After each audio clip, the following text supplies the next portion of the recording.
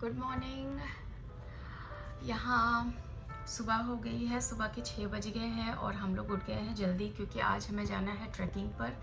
और ट्रैकिंग जल्दी जानी है जिससे हम ट्रैफिक अवॉइड कर सकें, सारी चीज़ें अवॉइड कर सकें। तो बस मैं उठ गई हूँ तैयारी करने के लिए। चाय मैंने चढ़ा दी है, मेरी चाय चढ़ी हुई है, पास्ता भी मैंने चढ़ा दिया है। तो जब तक ये सारी चीज़ें बनती हैं मैं तैयार हो जाती हूँ और फिर आपको मिलते हैं। आपको मैं अब रेडी हो गई हूँ और मेरी चाय भी बन गई है, पास्ता भी बन गया है। पास्ते को मैंने निकाल के इसमें कंटेनर में ऑलरेडी डाल दिया है देंगे।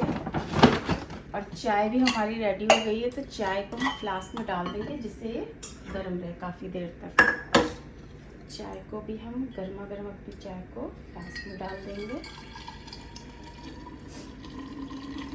कहीं घूमने जाने का बेस्ट पार्ट यही होता है कि घर से बनी हुई चाय नाश्ता लेकर के जाओ और साथ में बैठ कर के खाते हैं तो बहुत ही मज़ा आता है। मेरा बेस्ट पार्ट किसी भी पिकनिक या कहीं भी घूमने जाने का यही है। तो हमारी चाय रेडी कर दी मैंने, फ्लास्क में रख दिया है।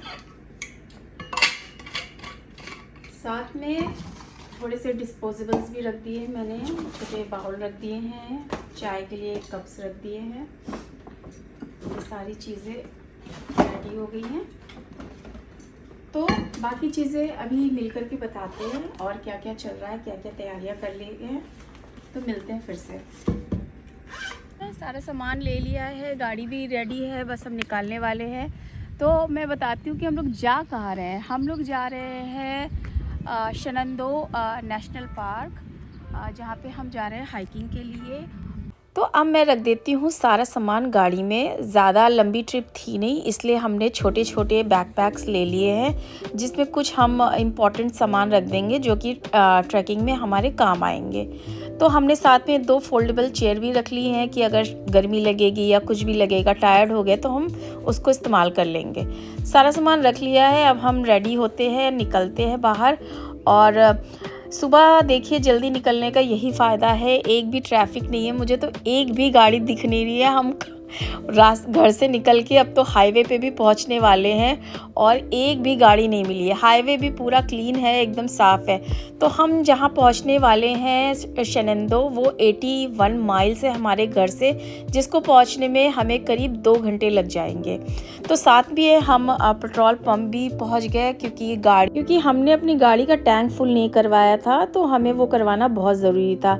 वैसे आपको बता दें, यहाँ पे पेट्रोल को पेट्रोल नहीं बोलते हैं, गैस बोलते हैं। तो ये था गैस स्टेशन और साथ ही में वहाँ पे शॉप भी थी। तो हमने सोचा क्यों ना थोड़ा सा बच्चों के लिए चिप्स वगैरह ले ले। तो अद्वित भी पहुँच गया और यहाँ का फेवरेट टाकीज उसने उठा लिया।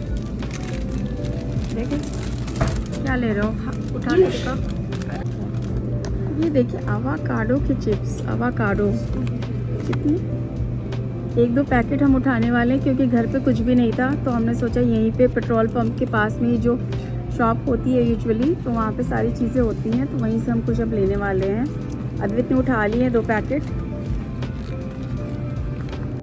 जैसे जैसे हम मंजिल के नज़दीक पहुँचते जा रहे हैं वैसे वैसे ही व्यू बहुत ही सुंदर होता जा रहा है। देखिए कितनी हरियाली आ चुकी है अब यहाँ पर और कितना सुंदर व्यू है।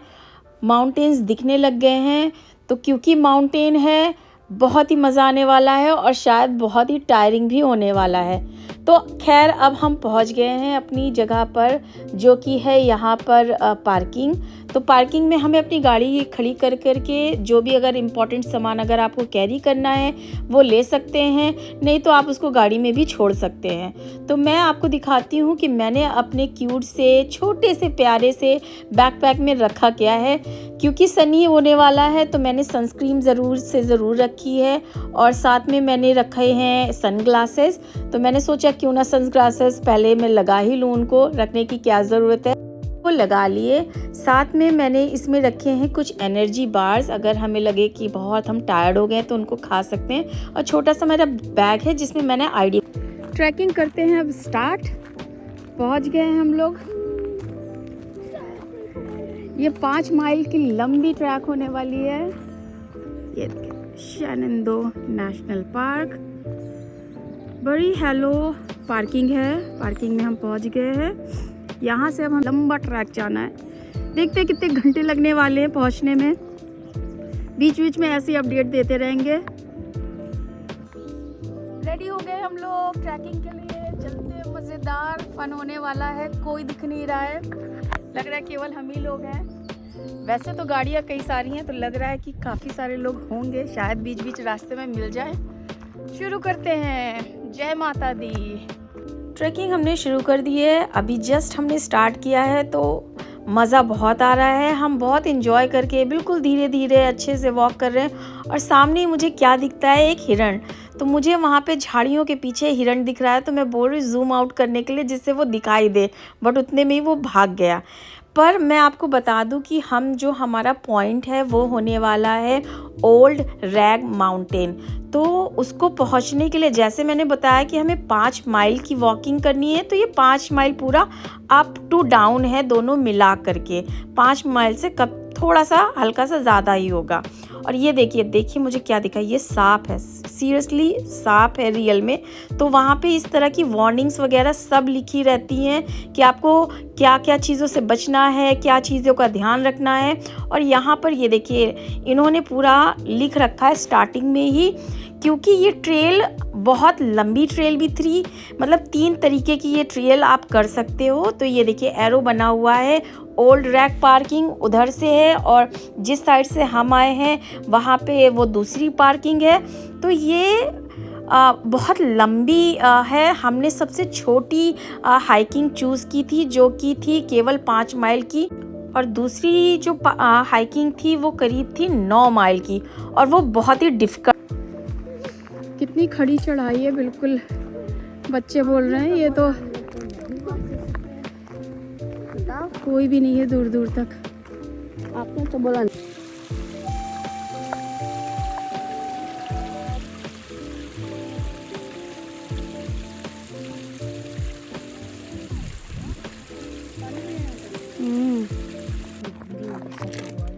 रुक जाओ रुक जाओ।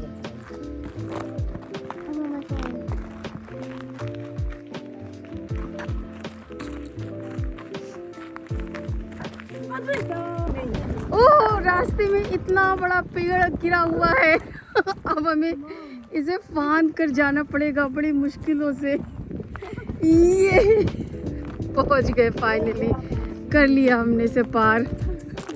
क्योंकि ये जो ट्रेल है ये सब कुछ नेचुरल है, तो इस तरह से ये देखिए पेड़ों पर इन्होंने ब्लू कलर के निशान लगा दिए हैं, जिससे आपको आइडिया रहे कि आप सही रास्ते पर जा रहे हैं। क्योंकि ये लंबी ट्रेल थी, आप भटक सकते हो, तो दूर दूर पर इन्होंने इस तरह के निशान लगा रखे हैं। क्योंकि ये ट्रैक बड़ी मुश्किलों भरी है, सारे ऊंचे ऊंचे टेढ़े मेढ़े रास्ते हैं, बहुत ही रॉकी भी है।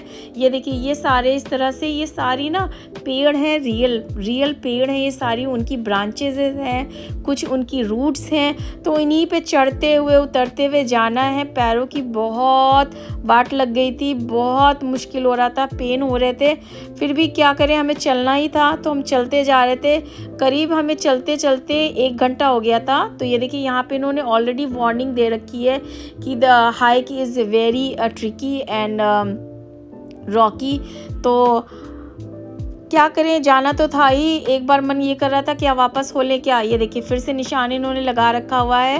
तो ये देखिए पेड़ फिर से, तो पूरा रास्ता इसी तरह से भरा हुआ था, और आगे जा कर के बहुत ही ऊंचाई हो गई थी। बीच बीच में हमें कई बार ब्रेक लेने पड़ रहे थे, हम रुकते रुकते चल रहे थे। व्यू भी बहुत ही सुंदर लग रहा था, मज़ा तो आ रहा था साथ ही साथ। ये देखिए इन्होंने लिख रखा है, और यहाँ पर मेन इन्होंने ये वार्निंग दे रखी है कि बेयर, यहाँ पे बेयर भी आपको मिल सकते हैं। अद्वित ने मुझे भालुओं के बारे में जानकारी दी। उसने बोला कि स्कूल में बताते रहते, क्योंकि यहाँ बहुत आम है ना ट्रैकिंग पे जाना। तो उसने बोला कि अगर काला भालू दिख जाए तो आप क्या करो, आप बहुत ज़ोर ज़ोर से चिल्लाओ, तो वो भाग जाते हैं। लेकिन अगर आपको ब्राउन बेयर दिख जाए तो आपको मरने की एक्टिंग करनी है, लेट जाओ।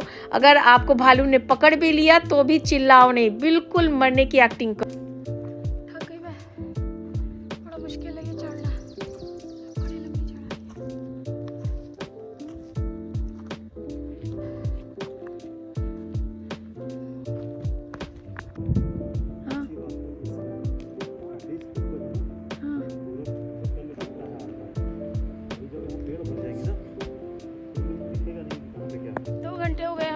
चलते बस ये अब ट्रैक ख़त्म होने वाला है। जैसा कि अभी बाहर साइन में लिखा हुआ था कि 0.5 माइल ही बचा हुआ है। 9:30 हमने स्टार्ट की थी, 11:15 बज रहे हैं, पहुंचने वाले बस।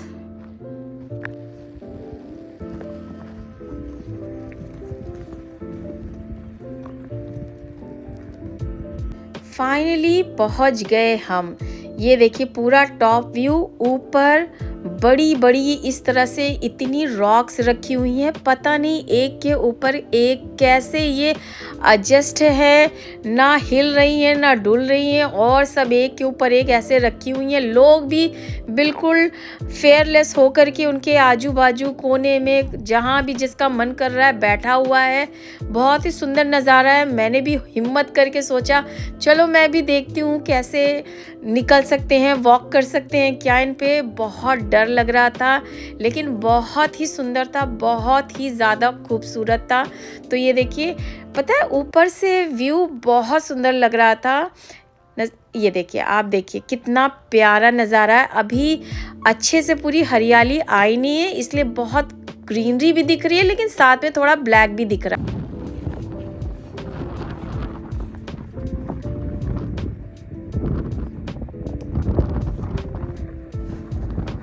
मैंने तो खूब मज़े किए, बहुत इन्जॉय किया। हम लोग खूब घूमते रहे, भागते रहे, इधर उधर एक्सप्लोर करते रहे। करीब हम वहाँ पर 1.5 घंटे के लिए रुके।